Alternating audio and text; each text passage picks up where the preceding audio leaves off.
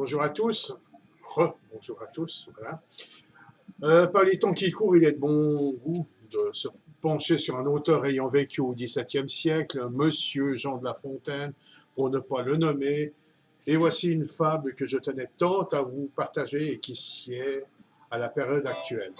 Cette fable, comme son nom l'indique, s'intitule « Les animaux malades de la peste ». Un mâle qui répand la terreur. Mâle que le ciel, en sa fureur, inventa pour punir les crimes de la terre. La peste, puisqu'il faut l'appeler par son nom, capable d'enrichir en un jour l'Achéron, faisait aux animaux la guerre. Ils ne mouraient pas tous, mais tous étaient frappés. On n'en voyait point d'occupés à chercher le soutien d'une mourante vie. Nul mets n'excitait leur envie, ni loup, ni renard, n'épiaient la douce et l'innocente proie. Les tourterelles se fuyaient, plus d'amour, partant, plus de joie. Le lion tint conseil et dit « Mes chers amis, je crois que le ciel a permis pour nos péchés cette infortune, que le plus coupable de nous se sacrifie aux traits du céleste courroux. Peut-être il obtiendra la guérison commune. L'histoire nous apprend qu'en de tels accidents, on fait de pareils dévouements.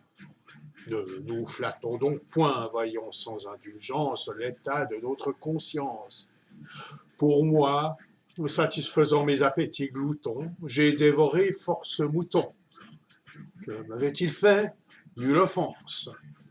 Même il m'est arrivé quelquefois de manger le berger. Je me déroulerai donc s'il le faut, mais je pense qu'il est bon que chacun s'accuse, ainsi que moi, car on doit souhaiter, selon toute justice, que le plus coupable périsse. « Sire, dit le renard, vous êtes trop bon roi. Vos scrupules font voir trop de délicatesse. Eh bien, mangez mouton, canaille, sotte espèce, est-ce un péché? Oh non, non. Vous leur fîtes, Seigneur, en les croquant beaucoup d'honneur. Quant au berger, l'on peut dire qu'il était digne de tous les maux. Étant de ces gens-là qui, sur les animaux, se font un chimérique empire, ainsi dit le renard, et flatteur d'applaudir. On n'osa trop approfondir du tigre, ni de l'ours, ni des autres puissances, les moins pardonnables offenses. Tous les gens querelleurs jusqu'au simple matin, au dire de chacun, étaient de petits saints.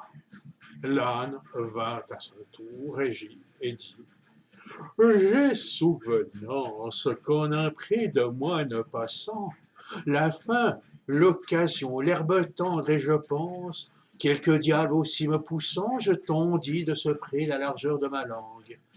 Je n'en avais nul droit, puisqu'il faut parler net. À ces mots, on cria haro sur le baudet. Un loup quelque peu clair prouva par sa harangue qu'il fallait dévouer ce maudit animal, ce pelé, ce galeux d'où venait tout leur mal. Sa peccadille fut jugée un cas pendable. Manger l'herbe d'autrui, quel crime abominable! Rien que la mort n'était capable d'expier son forfait. On le lui fit bien voir. Selon que vous serez puissant ou misérable, les jugements de cour vous rendront blanc ou noir.